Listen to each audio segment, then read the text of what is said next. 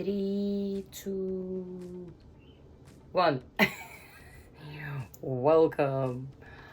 Hi guys. I tried endlessly to record video on the Instagram, but I'm apparently I'm a suck on Instagram.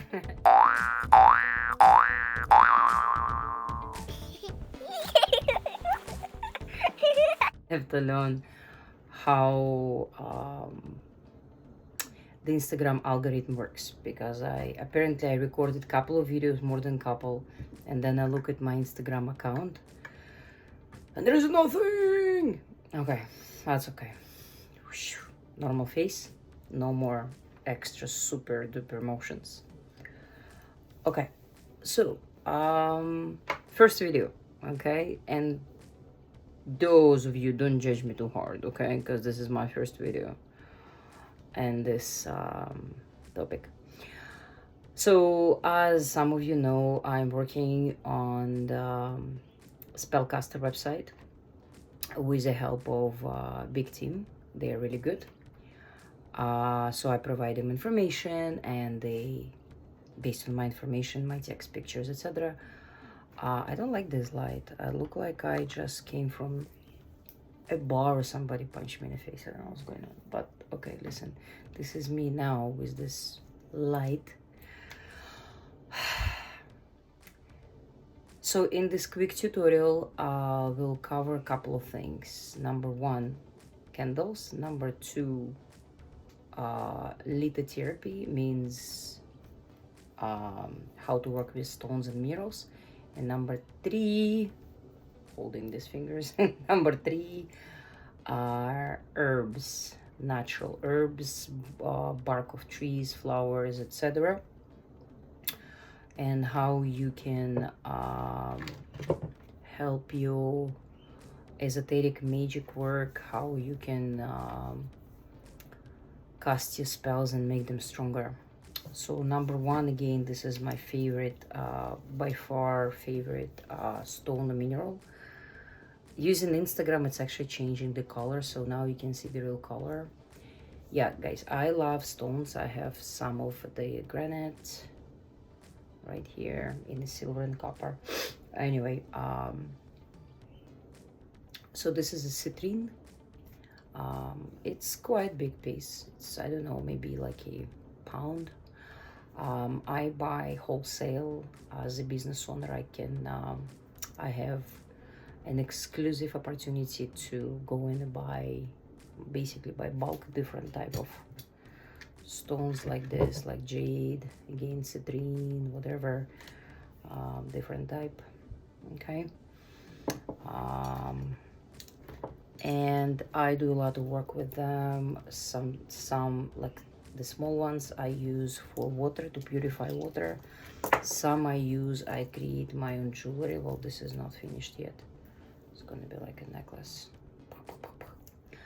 And with some, I'm just looking if I have anything nearby. Oh yeah, and with some I use on my windowsills to catch the light and to increase the power of sun, and sun the light beams, right? Sometimes some stones are, you're not supposed to expose on the sun too much, because they actually don't like sun, because a lot of minerals coming from under the ground, and so you got to be mindful about that. I think this is it's either black obsidian, or is that the Russian stone that is actually I have to find. Anyway, we're not going by names now, we're just going by the look. So this is a like, you can call it a wand, right? You can write some spells in the air, basically work with ether. You can keep it in the area, because black absorbs bad, neutralizes bad, but you actually have to cleanse them as well.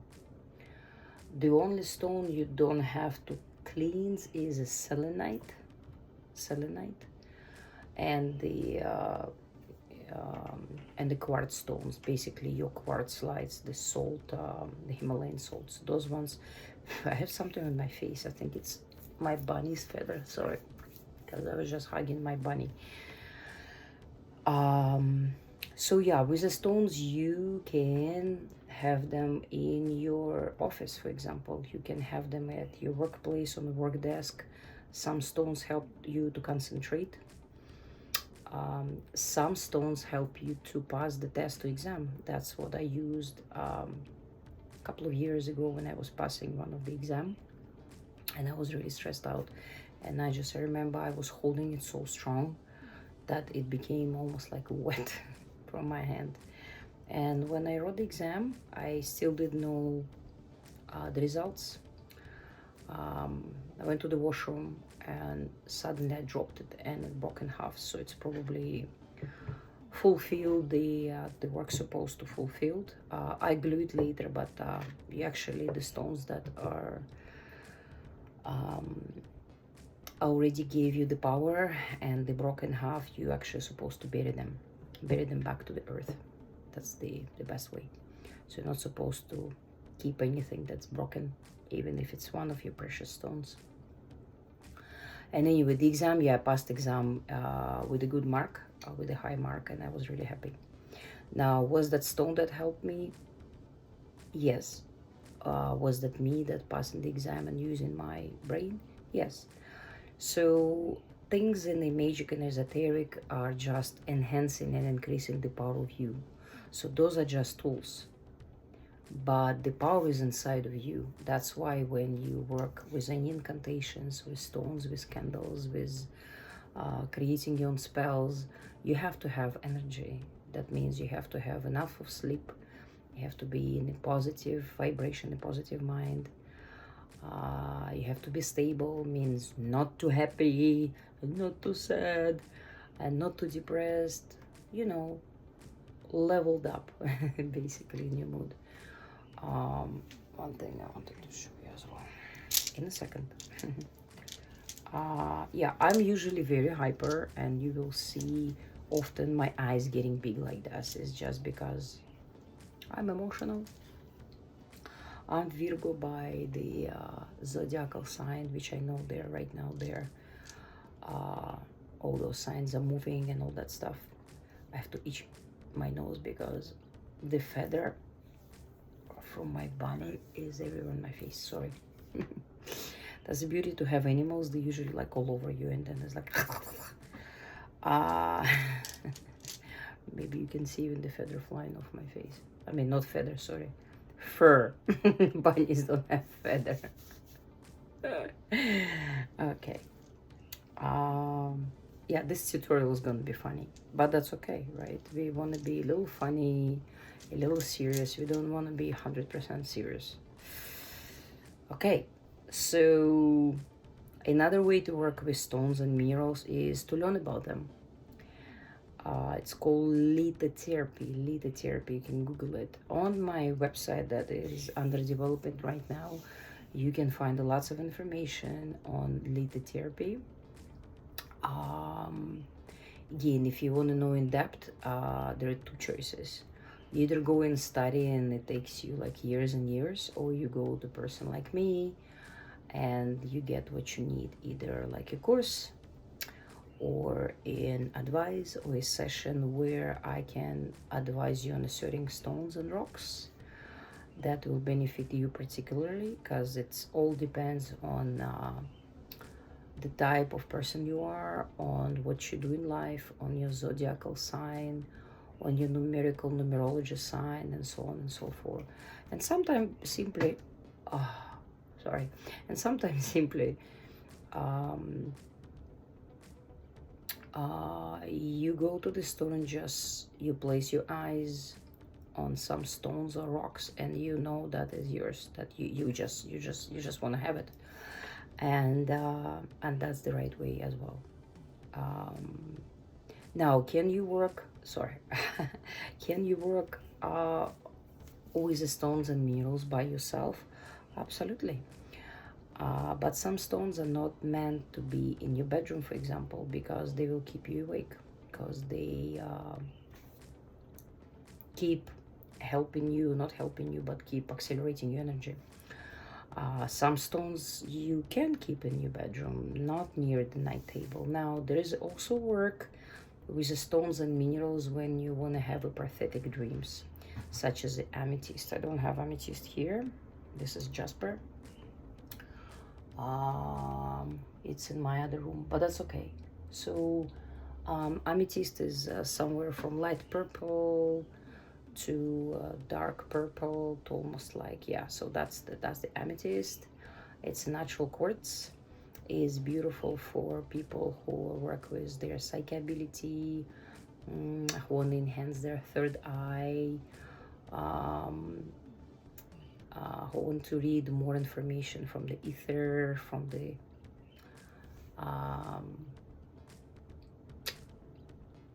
basically from the realm that all around us. So that will help. Now I'm not gonna go into each stone and rock because that's in my course about lithotherapy.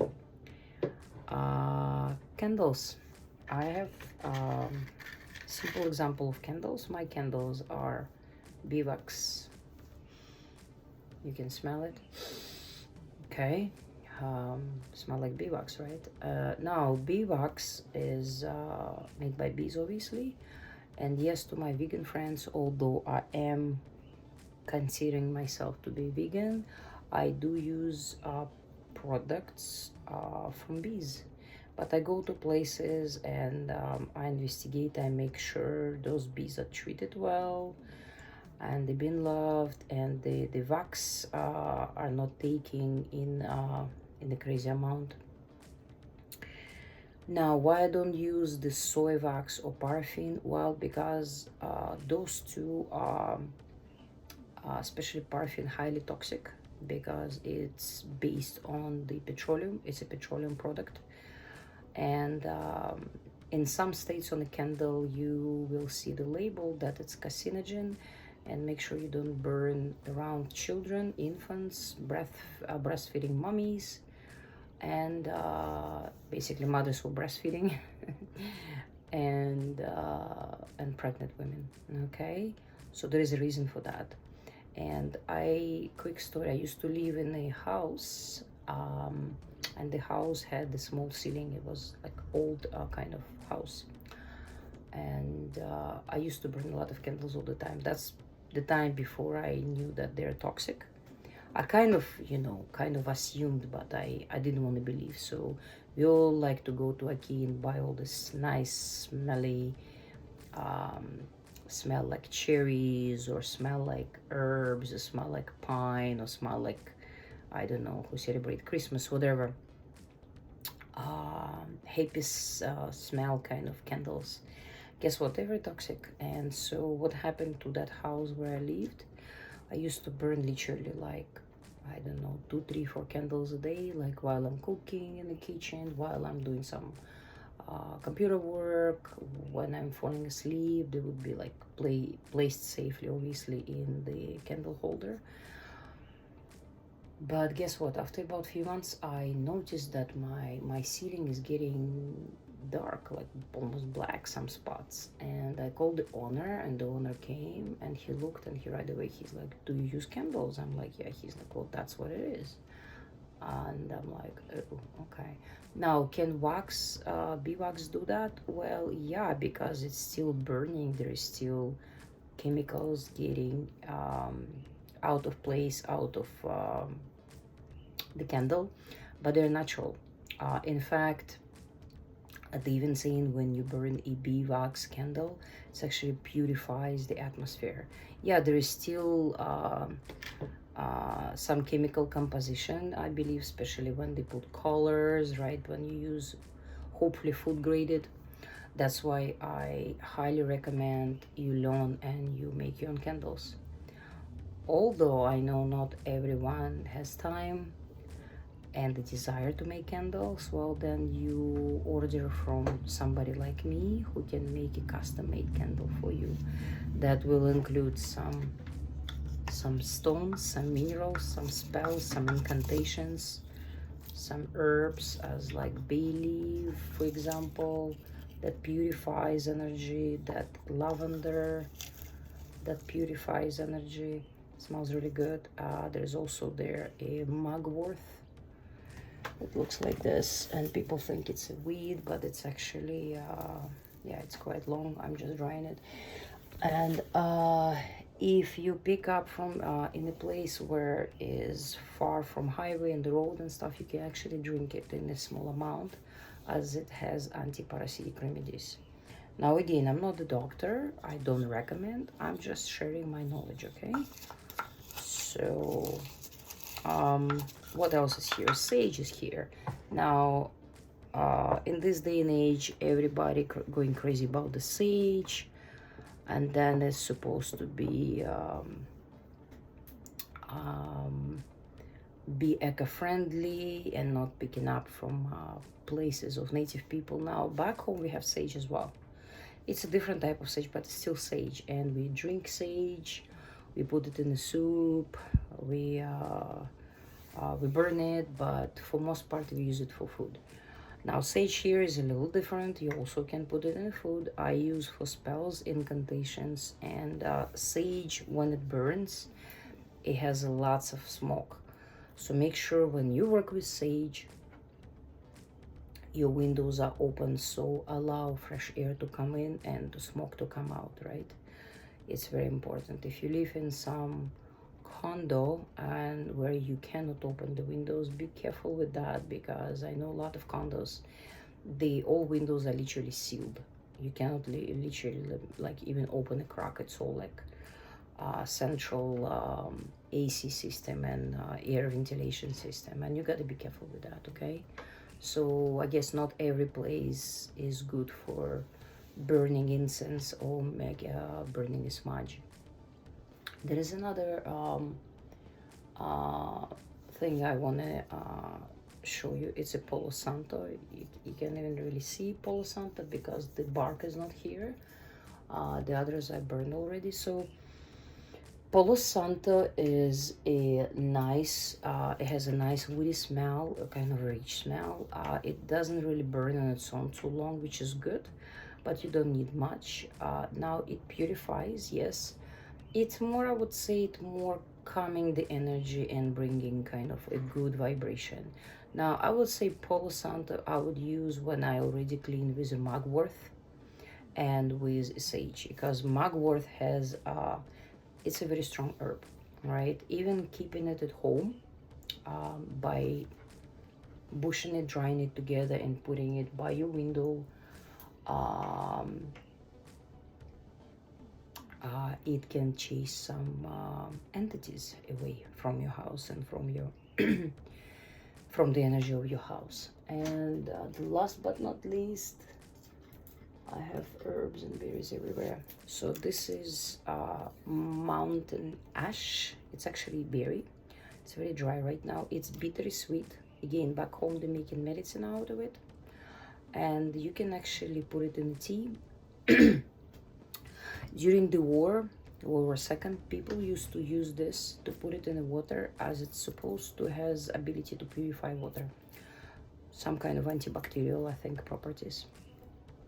Okay, now make sure if you do use it, you first research about this, that you're not allergic to this, that is actually mountain ash, and you actually so the tree usually stays high up. You don't see it everywhere in the city, and it's usually a nice round kind of berries. They're not too big, they're smaller than a cherry. I would say like 1/3 of the cherry size.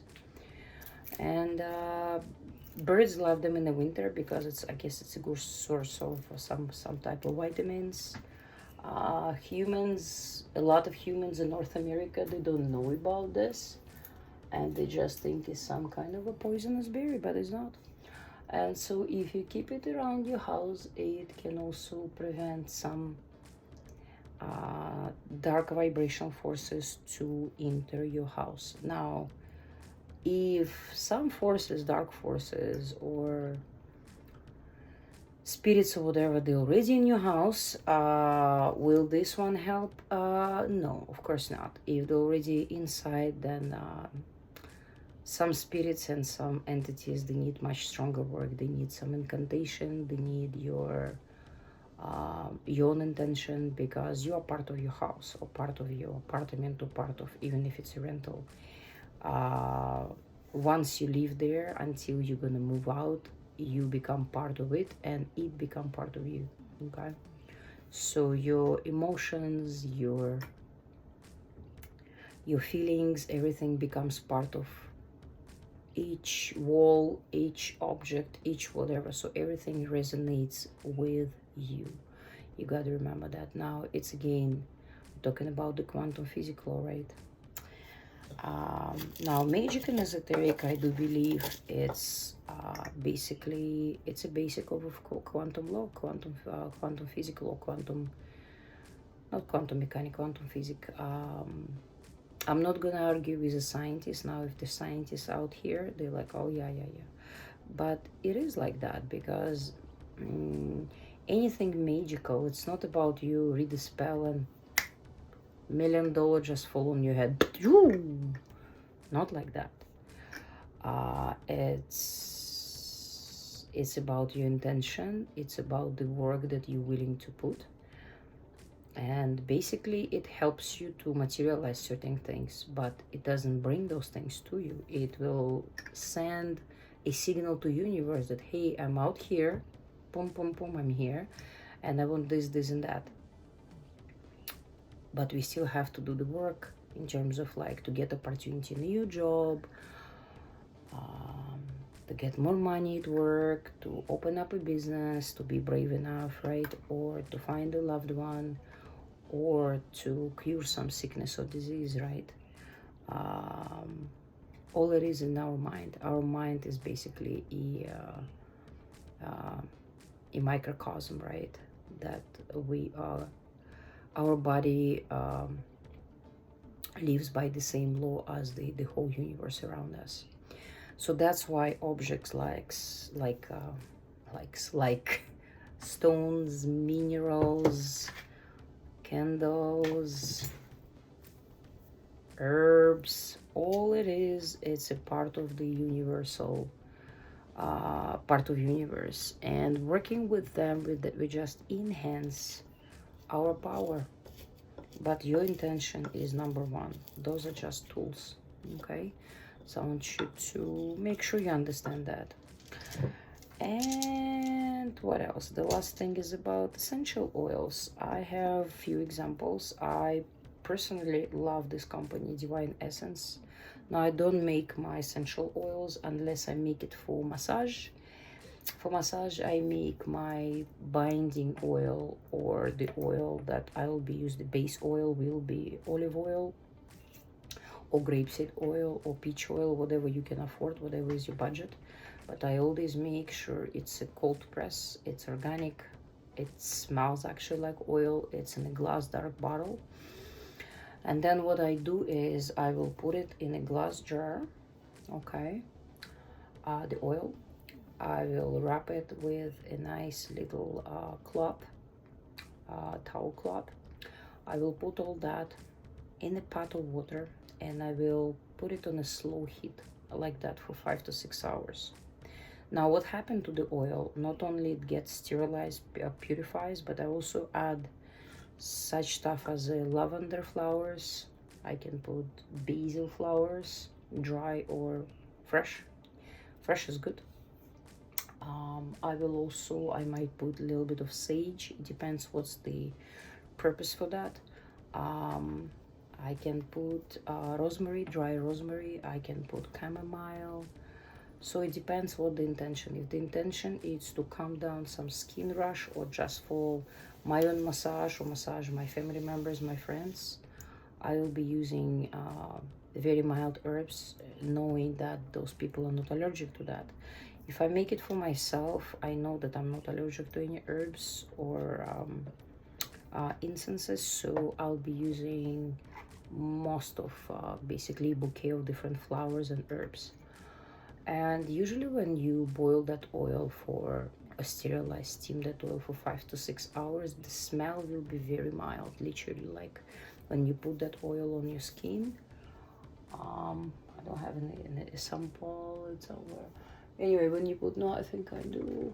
When you put that oil now on your skin, it smells very gentle. It smells very light, of a little bit of rosemary, a little bit of lavender, and it's very pleasant. And it's when I give massage to people, because I practice massage therapy, when I give that, it people love it. It calms them down, they relax, sometimes they even like drifting into sleep.